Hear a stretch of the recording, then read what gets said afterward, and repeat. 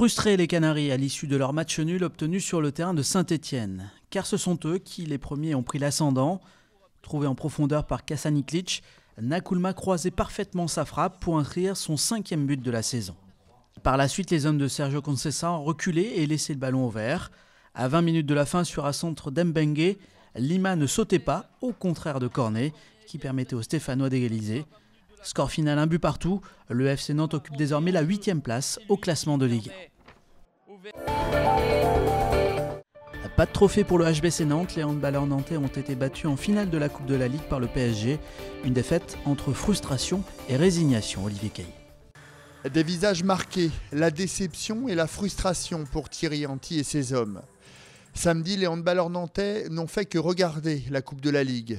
Battus par le PSG handball 31-27, ils n'ont pas ramené le 2e titre tant attendu dans l'histoire du club. Et face à Paris, c'est encore le même constat.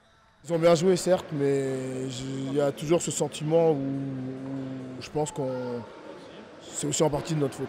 C'est bien, on les a embêtés, mais on n'a pas gagné, donc au final, on n'a rien gagné ce soir. Et pourtant, à 16 partout à la mi-temps, tous les espoirs étaient encore permis. Mais après un début de seconde période délicat et une erreur d'arbitrage manifeste contre le H, les Parisiens prenaient le large pour ne plus être rejoints. Il y a des moments clés du match où les décisions étaient carrément contre nous. Et ce n'est pas la première fois, puisque avec ces arbitres-là, ça arrive souvent. Et donc après, on peut se poser plein de questions, mais je crois qu'il ne faut pas se les poser. Il faut simplement se dire que c'est comme ça et puis penser aux autres échéances. Comme cette 2e place en championnat qui passera mercredi par un succès à Ivry et une nouvelle confrontation face à l'ogre parisien. On va aller jouer encore le dernier match de championnat, mais je pense que l'occasion était belle là, de les gagner encore une fois, mais je le répète, on n'a pas été assez bon, c'est tout simplement, c'est comme ça. Il faudra être meilleur face à Chambéry dimanche prochain pour tenter de décrocher une place en finale de la Coupe de France fin mai à Paris.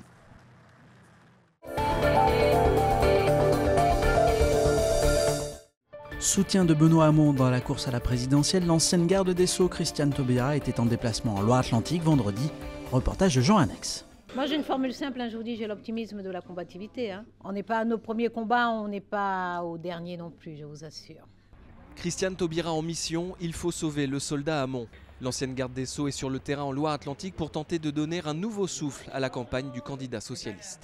Oui, elle est difficile cette campagne, mais on est quand même assez serein parce que ce qui est intéressant, c'est que tous les jours quand on rencontre des personnes, ils sont très intéressés par le projet porté par Benoît Hamon. Et on nous dit, ce projet, il me parle. Il me parle et il parle de mon quotidien. Et j'ai envie d'adhérer à ce projet. Et le message quand on vient ici, c'est d'être simple.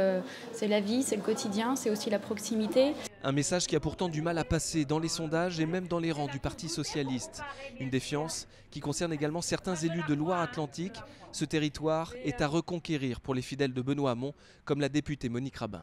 On a beaucoup de camarades qui ne sont pas dans un vote aujourd'hui forcément de conviction, qui ont fait le choix de M. Macron, d'Emmanuel, que je connais bien, avec lequel j'ai discuté aussi de cette campagne. Je ne suis pas opposée à un certain nombre de mesures qu'il prend, mais moi je pense quand même que Benoît Hamon a le programme de la France de demain. Ce qu'on appelle les utopies d'aujourd'hui, elles seront dans le débat demain.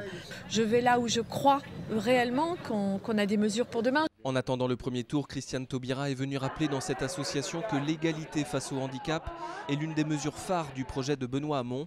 Par leur slogan, le champion socialiste et ses soutiens défendent l'idée d'un futur désirable tout en espérant des jours meilleurs avant la fin de cette campagne. Je suis bien contente de vous voir. Moi aussi. Ce samedi, une grande opération de nettoyage était organisée sur 2 plages du département, à La Turballe et Pornic. Une centaine de bénévoles se sont mobilisés et Benoît Balti y était. Des capsules, des bouchons ou encore des morceaux de filets de pêche. Ce samedi matin, une quarantaine de bénévoles ont passé au peigne fin le sable de la plage turbalaise. Avec mon conjoint, nous venons régulièrement armés de notre pince et nous faisons les plages souvent après chaque tempête, chaque gros mouvement de mer. Ça m'a paru important de participer à l'effort de tous pour la protection de la nature et de l'environnement, rendre des choses un peu plus belles qu'elles ne sont quand on trouve des déchets un peu partout sur les plages. On fait tous des déchets, mais c'est bien de les emporter avec soi quand on quitte la plage Si on peut faire aussi ce genre de petites actions pour sensibiliser les gens à être un petit peu plus civils l'été. Et tous ces bénévoles soucieux de l'environnement ont répondu à l'appel de l'opération Plage et Mer Propre, un dispositif de ramassage de déchets qui se déploie sur 24 plages du littoral atlantique. En Loire-Atlantique, 2 sont concernés, ici à la Turballe, mais également à Pornic, une initiative portée par l'enseigne commerciale des comptoirs de la mer. Le milieu maritime, les plages, l'océan et ainsi de suite, c'est quand même sont nos jeunes, puisque les comptoirs de la mer sont sur la côte, que nous sommes des filiales des coopératives maritimes. En 2016, l'opération avait permis le ramassage de 23 000 litres de déchets sur tout le littoral atlantique.